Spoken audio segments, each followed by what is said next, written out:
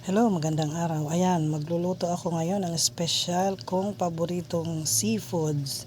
Sari-saring seafoods ito. So, ayan, ginisa ko na yung butter. Una-una yung butter at saka yung aking hiniwa na bawang. Sobrang daming bawang yung aking ginamit para mas masarap kasi pag maraming bawang. Tapos ngayon ilalagay ko na yung powder na siyang magbibigay ng lasa doon sa ating sari-saring seafoods. So, tutunawin ko lang siya para mag-absorb talaga siya doon sa ating seafoods. The next naman ay ilalagay na natin yung Sprite. Sobrang sarap talaga tong seafoods na ito. Isa ito sa mga paborito kong ulam. So, ayan na yung Sprite. Tapos, antayin lang natin ng mga ilang segundo bago natin ilagay yung ating seafoods. So, tutunawin ko lang siyang maigi bago natin ilagay yung ating seafoods. Sobrang sarap nito. At saka itong powder pala is maanghang siya. Sobrang spicy kaya hindi gaanong madami yung aking ilalagay. Nilagyan ko lang siya ng konting pampalasa bago ilagay yung mga seafoods pala ay na-blanch ko na siya kasi para hindi masyadong matagal yung pagluto, para hindi siya ma-overcook. So, inuna ko muna yung mais. Yung mais muna ang aking hahaluin.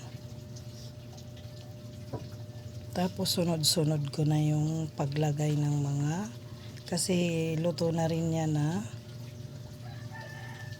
Tapos, next is tahong. Ayan ang ating tahong. Pinakuluan ko na rin siya ng saglit lang para lang mag-open lang yung tahong kasi alam nyo naman yung tahong is matubig para hindi gaanong madami talaga yung kanyang sabaw. Kasi dadami ang sabaw pag hindi siya pinabuka muna. Tapos next naman is yung aking alimasag.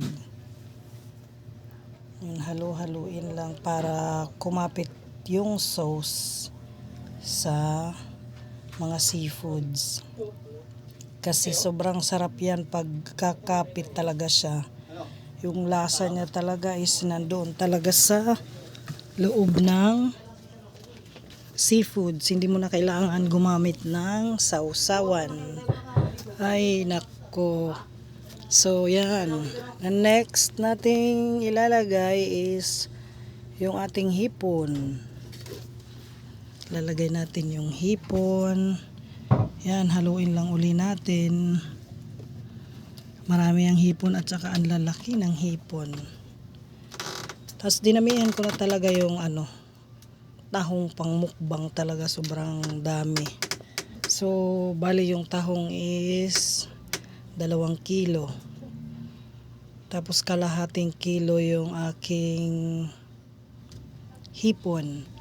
At saka yung aking alimasag is kalahating kilo din.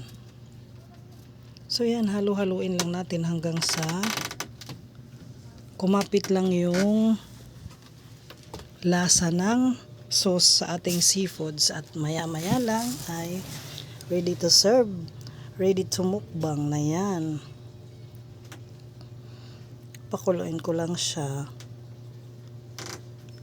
Pakuluin ko lang ng ilang minuto lang. Yan, talagang paborito ko yung seafoods na ito. Sobrang sarap yan. Kasi kahit yung sauce pa lang nito is pwede na talagang ulamin. Yun nga lang kasi medyo may pagka-spicy kasi yung ating seafoods. Kaya yan, 'di ba? Malapit nang maluto yan. konting kembot na lang at pwede nang lantakan ang ating sari-saring seafoods.